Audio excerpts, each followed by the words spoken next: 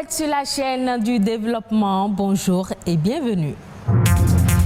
En période de fête, vous pouvez offrir un cadeau responsable et écologique. C'est un cadeau qui ne restera pas des années dans un placard et dont l'impact environnemental est limité. Un cadeau zéro déchet sans plastique mais produit localement. Les jeux vidéo ont la réputation d'être violents et déprimants. Pourtant, de récentes études montrent qu'ils améliorent les capacités cognitives différentes selon le type de jeu. Au Bénin, le talent des mannequins n'est pas reconnu à sa juste valeur et pourtant il constitue un maillon important dans la promotion des produits de la mode. John Meda Sodoku nous donnera son avis.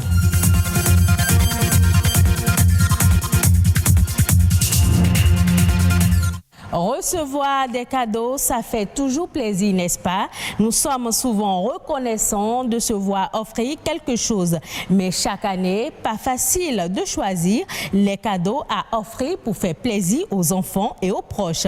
Faire l'option des cadeaux écolos et responsables constitue-t-elle la solution à l'embarras de choix et à la préservation de l'environnement?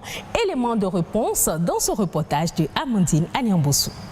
Pollution, réchauffement climatique, accumulation de déchets, des préoccupations familières mais peu compatibles avec la frénésie de la consommation des cadeaux et des lumières des fêtes de fin d'année. L'éco-responsabilité, un concept qui se vit dès le plus jeune âge, parce que les enfants sont l'avenir, les cadeaux qu'on leur offre doivent être durables. C'est le cas des jouets à base de sachets plastiques recyclés, fabriqués par cette jeune entrepreneur.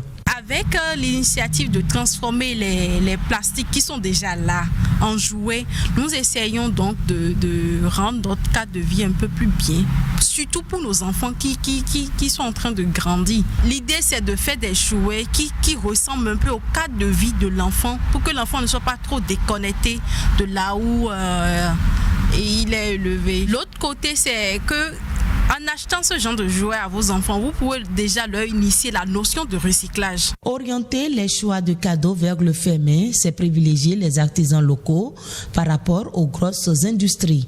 En plus d'être intégrés dans un processus de fabrication plus propre, les cadeaux fait main sont également originaux. Nous avons un entrepreneur qui fait de la rillette. La rillette en temps de Noël et tout ça pour tartiner. Aujourd'hui, nous avons des entrepreneurs qui font du chocolat. Mais quand je dis de chocolat, les gens font « Ah bon, au Bénin, on a du chocolat ?» Et je dis oui. Si nous voulons offrir des bijoux, pareil, parce qu'en période de fête, on veut faire plaisir.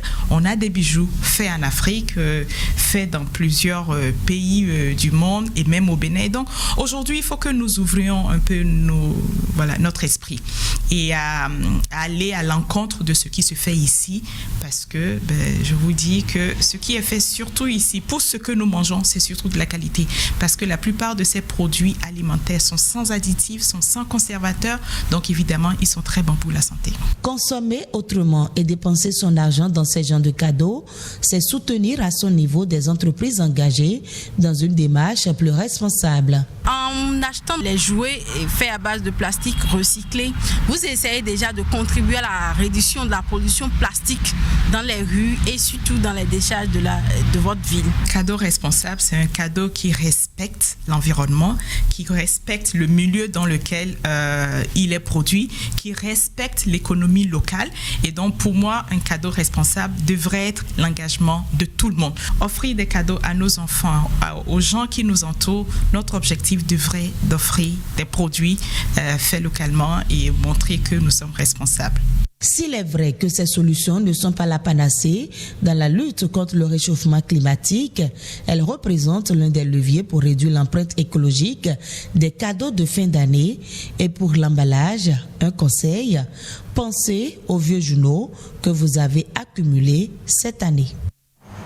Souvent diabolisés dans un monde où le numérique prend plus d'ampleur, les jeux vidéo sont considérés aujourd'hui comme une source d'effets négatifs sur ceux qui s'y adonnent. Mais de nos jours, plusieurs études prouvent que les jeux vidéo présentent plutôt de nombreux avantages sur le plan sanitaire, intellectuel et autres chez le joueur. Jeux vidéo, avantages et inconvénients, c'est un reportage de Josué Sosa. Jouer aux jeux vidéo est une source d'inspiration pour Raoul, une nécessité pour atteindre son objectif, celui de devenir un footballeur professionnel. Et pour réaliser ce rêve, il crée ce centre de jeu. Le but visé par ce jeune est de se divertir tout en copiant quelques techniques du football qu'il met en pratique dans la vraie vie. En réalité, j'aime jouer le football. D'abord, la personne qui m'a inspiré pour le football, c'est Cristiano Ronaldo. C'est l'idée du football qui m'a conduit vers l'étude d'une salle de jeu. Les jeux m'amènent à me surpasser dans la vie active. En jouant, je tire des choses du jeu et qui, grâce au travail, j'essaie de les pratiquer. Jouer aux jeux vidéo présente aujourd'hui de nombreux avantages comme stimuler la réflexion, apprendre la stratégie et l'habileté. Tout jeu vidéo est construit sur le principe de la persévérance. Ça amène l'apprenant ou bien celui qui s'adonne à ce jeu à avoir la capacité de franchir des étapes. Donc ça demande de lui de résoudre des problèmes. Cela fait qu'il est obligé de chercher des solutions par lui-même à un problème qu'il rencontre sur le jeu. Et donc c'est des obstacles que le jeu lui présente. Donc le jeu peut améliorer la capacité de cognition et donc l'aspect intellectuel des sujets. Dans la vie active, ça peut amener l'individu à avoir une motivation soutenue dans la perspective d'atteindre un résultat. En dépit de ces avantages, les jeux vidéo peuvent également être source d'inconvénients en cas de dépendance ou d'addiction.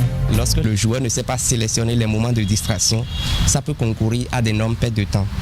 Et surtout pour les jeunes, ils délaissent les activités scolaires et pédagogiques et ça peut entraîner la baisse de rendement, et l'échec scolaire, parfois le décrochage ou même des comportements délinquentiels ou antisociaux. Parce que la violence ou bien les différents scénarios qu'on observe dans le jeu peuvent, n'est-ce pas, soumettre le sujet à des conduites qui l'amènent à développer de la violence, qui l'amènent à développer de l'agressivité, qui l'amènent à développer les conduites suicidaires. Il faut jouer, il faut modérer et il faut choisir les types de jeux qui puissent participer à la construction de la personnalité de l'apprenant. C'est en cela que les adultes et les parents qui s'y connaissent doivent intervenir et accompagner le jeune dans le choix et dans les moments de jeu. S'il est vrai que la pratique des jeux vidéo est saine et ludique, pour 95% des joueurs, il est essentiel de faire attention à ces risques sur la santé du joueur. Venons-en maintenant au métier de mannequinat. C'est l'activité exercée par toute personne qui pose et s'expose pour valoriser les produits de l'industrie de la mode. Dans cette logique, les mannequins sont employés principalement pour la promotion de l'habillement, des accessoires de mode et des produits de beauté. En Afrique et surtout au Bénin, le métier tarde à être apprécié comme cela se doit du fait des préjugés, nous dit John Meda Sodoku, il est mannequin. Le mannequin n'a pas toujours été un être humain. Le premier mannequin au monde était le cintre. Du cintre, on en est arrivé au mannequin vitrine. Et ensuite, pour donner vie aux produits de l'industrie de la mode, on a pensé à l'humain.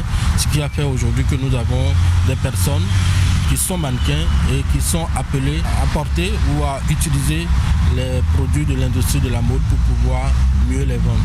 Les mannequins sont les premiers influenceurs de la mode parce qu'au Pini, c'est eux qu'on voit. Le créateur qui a passé des nuits à faire sa collection ne passera peut-être que pour quelques secondes pendant la parade, alors que le mannequin du début jusqu'à la fin, c'est lui qu'on voit. Donc c'est vraiment l'élite, pour ne pas dire les grands influenceurs de la mode, de l'industrie de la mode. Le mannequin a trois rôles principalement. Le premier rôle, c'est de défiler. Et ce rôle est effectué par les mannequins qu'on appelle les mannequins podium. Lorsque vous êtes une fille, vous devez avoir minimum 1m75. Lorsque vous êtes un garçon, vous devez avoir minimum 1m85. Et la proportion de la taille être entre du 36, du 38 et du 40. Ensuite, vous avez des mannequins commerciaux qui sont ce type de mannequins-là qui font de la publicité. Il suffit juste qu'ils soient extraordinaires, qu'ils soient spéciaux. C'est-à-dire ça peut être le teint, ça peut être la couleur des yeux, ça peut être la forme du nez.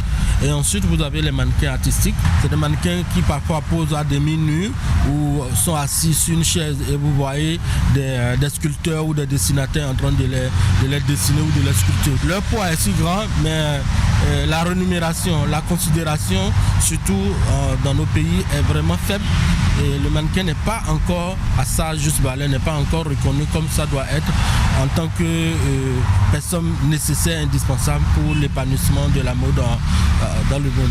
Mais ailleurs, je vous avoue que c'est reconnu. Lorsque vous avez un mannequin, vous en prenez vraiment soin. Et ils sont tellement bien logés, bien rémunérés. Et c'est eux qu'on voit partout dans les magazines. Tout ce que le mannequin fait est payé. Vous imaginez que même pour payer un mannequin pour venir dans votre restaurant, vous le payez. Lorsque vous voulez juste même l'habiller pour qu'il se promène dans la ville, vous le payez. C'est un métier tellement beau, un métier tellement noble, mais compte tenu des préjugés en Afrique et partout dans le monde, on les confond à plein de choses, ce qui n'est pas du tout le cas. Autre fait de l'actualité nationale dans ce journal à travers la compilation des informations récentes, c'est La Nation en bref et en images réalisée par Amandine Anyambossou.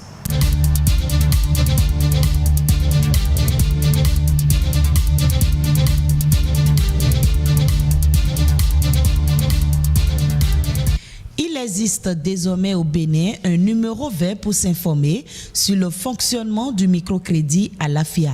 C'est le 7320. Il a été lancé le 22 décembre dernier par Véronique Tony-Fodé, ministre des Affaires sociales et de la microfinance.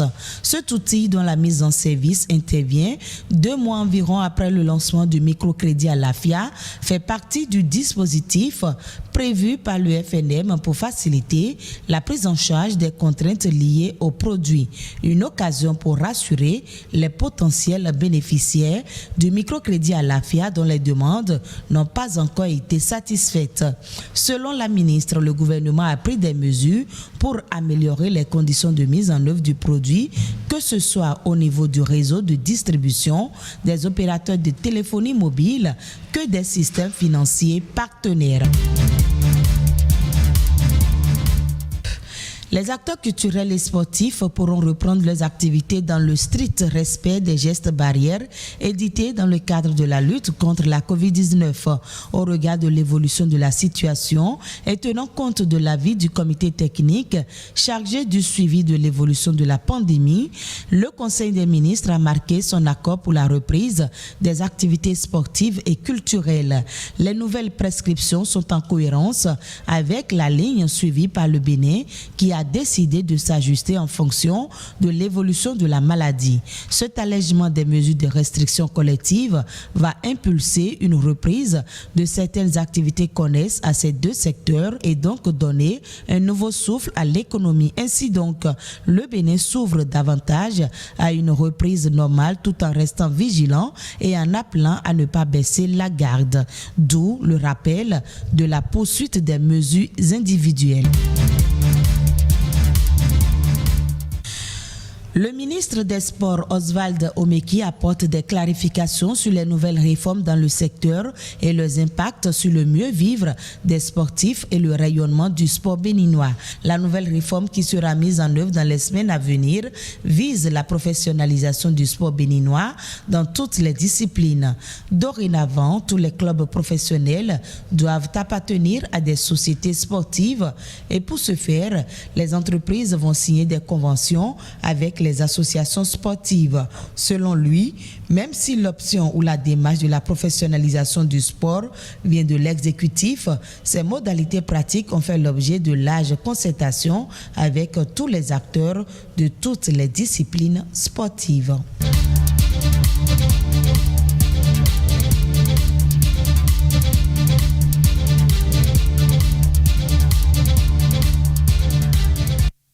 En Côte d'Ivoire, la construction du premier port sec du pays va débuter en janvier 2021. L'infrastructure d'un coût global de plus de 300 milliards de francs CFA pourrait s'achever d'ici 3 ou 4 ans. Le projet vise à désengorger et rapprocher le port autonome d'Abidjan de ses partenaires régionaux. Ce port sec, qui sera mis sous concession, contribuera en outre à dynamiser et consolider les acquis du transport ferroviaire à destination des pays de l'Interland, à mettre en valeur les potentialités économiques des districts des Savanes et du Zanzan et à tirer profit des potentialités économiques des régions frontalières de Sikasso au Mali et Bobo Dioulasso au Burkina Faso. Ce sera tout pour cette édition. Merci d'être resté des nôtres. Retrouvez ce journal sur le site de l'ORTB, www.ortb.bj.